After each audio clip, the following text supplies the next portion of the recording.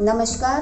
Kurukshetra Bhoomi news में मैं शांति reporter सभी का हार्दिक स्वागत करती हूं और कुरुक्षेत्र भूमि न्यूज़ की टीम आज पहुंची है Gaur hospital near old bus stand Kurukshetra और आज हमारे साथ लाइव और ख़ास मुलाकात में है डॉक्टर सुतेंद्र सिंह गौड़ जी।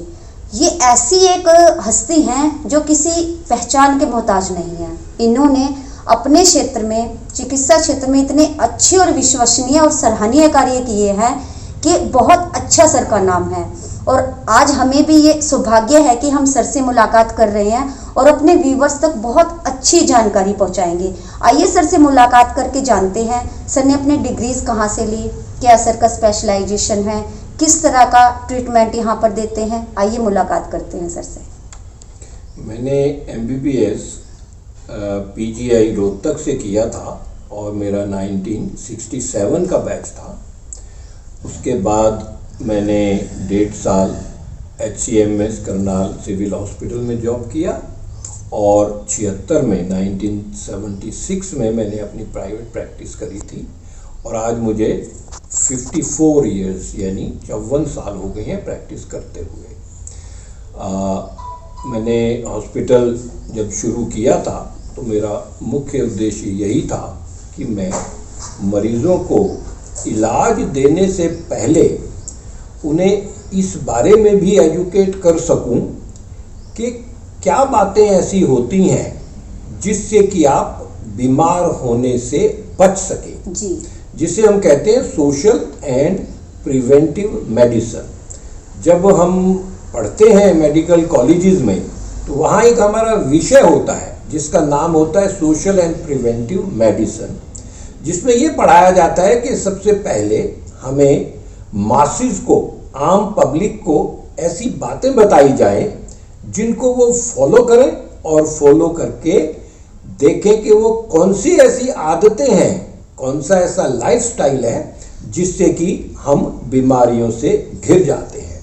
तो मैं समझता हूँ ये सभी डॉक्टर्स का एक धर्म भी बनता है कि वो मरीजों को उनके रोग से मुक्ति दिलाने के साथ साथ उन्हें ये भी बताएं कि क्या कौन सी ऐसी बातें हैं जिससे आप रोगों से बच सकते हो। जी जी, बहुत अच्छी सर आपने जानकारी दी हमें, बिल्कुल हटके आपने बहुत अच्छी जानकारी हमें प्रोवाइड करवाई। तो सर जो जैसे कि आप जनरल फिजिशियन हैं, जो एज ए जनरल फिजिशियन आपके पास किस तरह के पेशेंट्स आते हैं और जिनको आप क्योर करने के साथ साथ उन्हें एडवाइस करते हैं कि वो इन बीमारियों से बचे रहें। मेरे पास ज़्यादातर छाती की इन्फेक्शंस के, पेट की इन्फेक्शंस के और एलर्जी के केसेस तो आते ही आते हैं। इसके अलावा कई पेशेंट्स ऐसे हैं जो शुगर से यानी कि डायबिटीज मेलाइटिस से अगर ग्रसित होते हैं तो इसमें मैं विशेषकर ऐसे मरीजों को एजुकेट करता हूं कि उन्हें क्या करना चाहिए और क्या नहीं करना चाहिए। यहाँ पे मैं एक छोटा सा एग्जाम्पल वैसे ही बता रहा हूँ जो आपके व्यूअर्स के लिए भी एक हो सकता है नई बात हो, लेकिन वो बड़ी कॉमन सी बात है। फॉर एग्जाम्पल, जब हम पूछते हैं कि आप ब्रश, दांतों का ब्रश कब करते हो यानी कि दांत साफ कब करते हो, तो ज्यादातर लोग कहते हैं कि हम सुबह उठ के करते हैं। तब मैं उनको एक प्रश्न पूछता हूं कि आप अपनी किचन के बर्तन रात को झूठे छोड़ के सोते हो या मांज के सोते हो, तो तकरीबन सभी महिलाएं कहती हैं कि हम मांज के सोते हैं। तो मेरा दूसरा प्रश्न उनसे होता है कि ये जो मुंह है आपका जिससे आप सारा दिन खाते हो और रात को भी खाते हो, ये भी तो एक ऐसा बर्तन है जिसमें रख के आप खा रहे हो और उसको आप रात भर बिना धोए यानी कि बिना ब्रश करे छोड़ देते हो। उससे क्या होगा कि कीटाणु रात भर आपके मुंह में पैदा होंगे, खेलेंगे, कूदेंगे और आपको एक नहीं अनेक नुकसान करेंगे। रात भर वो आपका 12 घंटे नुकसान करेंगे, सुबह आप आके उनको भगाते हो। तो ये कहाँ की अक्लमंदी है। तो मेरे बहुत पेशेंट्स को ये बात समझ में आई और फिर उन्होंने अपने घर में अपने और सभी बच्चों के अंदर एक आदत डाली कि रात को सोने से पहले ब्रश करने का अधिक लाभ है। वैसे तो जितनी बार खाओ आपको दांत साफ कर लेने चाहिए। जैसे कि बर्तन को हम जब भी एक बार इस्तेमाल करते हैं तो उसको धो देते हैं, तो इस बर्तन का भी उससे ज्यादा महत्व है। तो ऐसी सी छोटी अनेक बातें हैं, छोटी छोटी, जिनका महत्व बहुत बड़ा होता है। तो मैं इस तरह के पेट के मरीजों को भी बहुत अच्छी तरह से एजुकेट करता हूँ। खान पीन में ध्यान देना, क्या चीज़ें खानी है, कहाँ से खानी है और कैसे बना के खानी है, इसके बारे में भी मैं उन्हें एजुकेट करता रहता हूँ, जिससे कि बीमारियाँ ना हो। जी, बहुत बहुत अच्छी और बिल्कुल हटके सर आपने हमें जानकारी साझा की हमारे चैनल के माध्यम से।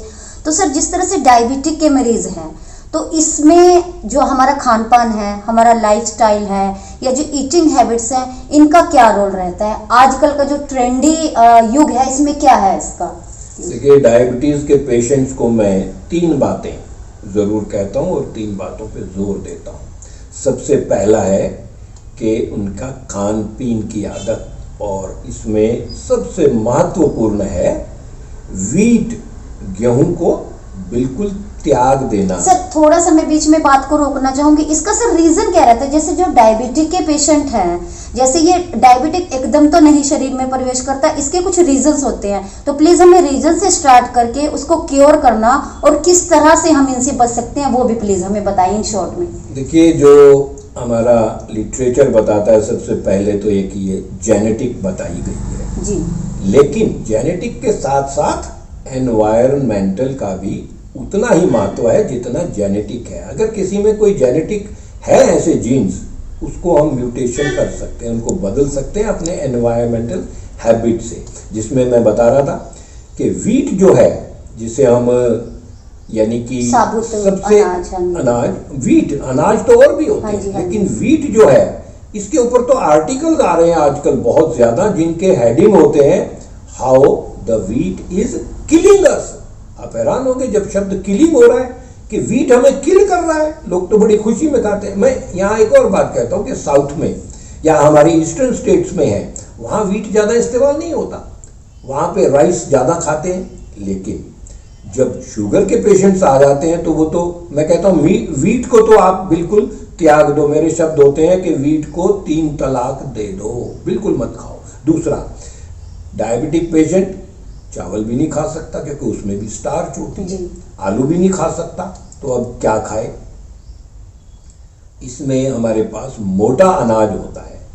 मोटे अनाज में आपका चना, मक्की, ज्वार, बाजरा, जई, सोयाबीन भी आ गया, और उसके बाद एक होता है बकव्हीट, जिसे हम फाफड़ा कहते हैं, फाफड़े का आटा, जो हम ये जब नवरात्रे होते हैं उसमें खाते हैं। तो ये मोटा अनाज हम खाने लगेंगे तो हमारी सेहत पे बहुत अच्छा असर पड़ेगा, विशेषकर डायबिटिक पेशेंट्स के लिए। अब डायबिटिक पेशेंट्स में जब हम पूछते हैं कि जी आप क्या परहेज करते हो, तो ज्यादातर बोलते हैं जी हम चीनी नहीं खाते। और क्या खाते हो? थोड़ा बहुत गुड़ खा लेते हैं। अरे भाई, गुड़, शक्कर, चीनी गन्ने से ही तो बनती है। डायबिटीज के अंदर हमें कार्बोहाइड्रेट्स की मात्रा कम खानी होती है, बंद नहीं करने की, क्योंकि शरीर को ग्लूकोज की तो जरूरत है जी। तो आप उन चीजों से ले जिनमें ग्लूकोज यानी इसे हम कहते हैं ग्लाइसेमिक इंडेक्स कम हो। तो ये अगर एनवायरमेंटल। अब इसके बाद तीसरी आ जाती है हमारा लाइफस्टाइल। लाइफस्टाइल में क्या है कि सुस्त जीवन, जिसे हम अंग्रेजी में कहते हैं सीडेंट्री लाइफ, कि हम हर काम बैठे बैठे करना चाहते हैं। दूसरा, अगर हमें कहीं आधा किलोमीटर भी जाना है तो अपना स्कूटर, मोटरसाइकिल उठाएंगे, पैदल नहीं चलना पसंद करते। जबकि डायबिटिक पेशेंट्स को कम से कम दिन में 9000 कदम चलने बहुत ज़रूरी है। अब इसके लिए सबसे अच्छी बात होती है कि आप मॉर्निंग वॉक कीजिएगा। मॉर्निंग में समय मिले, इवनिंग में मिले, 2 बार भी कर लें तो कोई बुरी बात नहीं है। और एक्सरसाइज बहुत ज़रूरी है।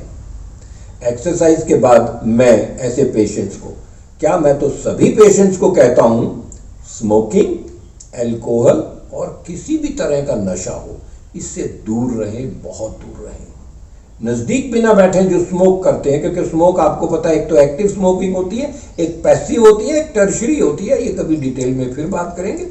तो स्मोकिंग और अल्कोहल ये डायबिटिक पेशेंट्स के लिए उतने ही हानिकारक हैं जितने कि मीठा, चीनी वगैरह वगैरह या उससे बनी मिठाई। मैं यहाँ बल्कि आपके माध्यम से एक सरकार तक बात पहुंचाना चाहूँगा कि मिठाइयों की दुकान में जो हम मिठाइयों में मीठे की मात्रा ज़्यादा डालते हैं, एक ऐसा एक्ट बनाया जाए जिसमें एक सीमित मात्रा में मीठा डालने की उनको इजाज़त हो। अगर उससे ज़्यादा डालो तो वो एक समझिए कि जहर के रूप में आपके शरीर में काम करेगा। यह आपके माध्यम से मैं सरकार को कहना चाहूँगा। जी, बहुत बहुत अच्छी सर जानकारी आपने हमसे साझा करी। तो कुरुक्षेत्र भूमि चैनल आज आपके मध्य आया, आपके बहुत अच्छे विचारों को हमने साझा किया चैनल के माध्यम से। तो आप हमारे चैनल के माध्यम से क्या शुभकामना संदेश देना चाहेंगे जिलावासियों को और प्रत्येक भारतीय को? जैसे कि आज बसंत पंचमी भी है, सरस्वती माँ की पूजा भी की जा रही है, हर एक स्टेट के अपने अपने रिचुअल्स हैं, रीति रिवाज हैं। तो इस तरह से आप हमारे चैनल के माध्यम से क्या जन संदेश देना चाहेंगे? आज सरस्वती के इस पूजन के मौके पे मैं सबसे बड़ी बात तो ये कहूँगा कि आपका कुरुक्षेत्र भूमि जो है चैनल, ये कुरुक्षेत्र के निवासियों की बहुत बड़ी सेवा कर रहा है, क्योंकि आपके माध्यम से जितनी जागृति आ सकती है, मैं दिन में 5 लोगों को, 10 लोगों को, 20 लोगों को एजुकेट करूंगा, लेकिन आप तो एक ही स्ट्रोक में हजारों को एजुकेट करते हैं। तो आपकी तो एक बहुत बड़ी भूमिका है, जिसके लिए मैं आपकी सराहना करता हूं। और मैं कहूँगा कि ये हमारे इलाके के लोगों के लिए एक वरदान साबित होगा आने वाले समय में, अगर इस तरह की बातों का प्रचार प्रसार नियमित करते रहें तो लोगों के स्वास्थ्य में भी सुधार होगा, लोगों के जीवन में खुशहाली आएगी। और यहाँ तक अगर जैसे आपने नशे के ऊपर भी आप एक अभियान चलाएंगे तो लोगों की आर्थिक अवस्था भी सुधरेगी। हमारा बहुत एक युवा वर्ग बहुत पैसा जो है वो नशों के ऊपर खर्च कर देता है, जिसको आप ही सुधार सकते हो। आपके चैनल के अंदर इतनी शक्ति है और आपके अंदर भी इतनी ऊर्जा है कि नौजवान बच्चे हो, आपको एक अभियान इस रूप में भी बनाना चाहिए जो सिर्फ नशे के ऊपर ही लोगों को आप एजुकेट करें। धन्यवाद जी, बहुत बहुत आपका सर धन्यवाद। आपने अपना हमें कीमती समय दिया और बहुत अच्छे विचारों को आपने हमसे साझा किया। बने रहिए कुरुक्षेत्र भूमि न्यूज़ में चीफ रिपोर्टर शांति और कैमरा पर्सन पवन के साथ, जो एक कुरुक्षेत्र भूमि चैनल के माध्यम से एक मुहिम चलाई गई है कि लोगों तक, घर बैठे बैठे लोगों तक हम एक से एक बेस्ट से बेस्ट जानकारी, चाहे वो शारीरिक हो, मानसिक हो या किसी भी तरह की जानकारी हो, चिकित्सा क्षेत्र की हो, उन सभी से आपको ऐसे ही अपडेट करते रहेंगे। धन्यवाद।